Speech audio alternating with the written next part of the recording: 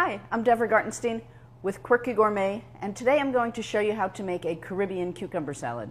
It's just a very simple salad made of cucumbers dressed with some seasonings that you typically see in Caribbean food.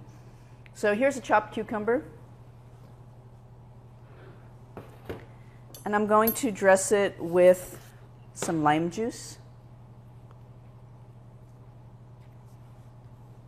Use olive oil, which isn't entirely traditional, but I like it. And then I'm going to add just a little bit of allspice.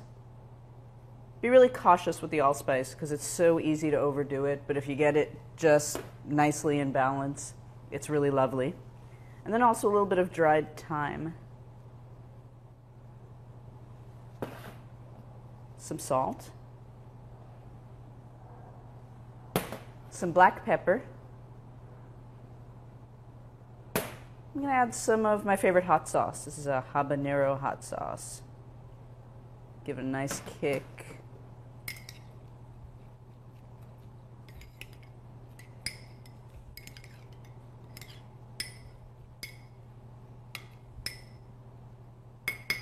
And there you have a Caribbean cucumber salad.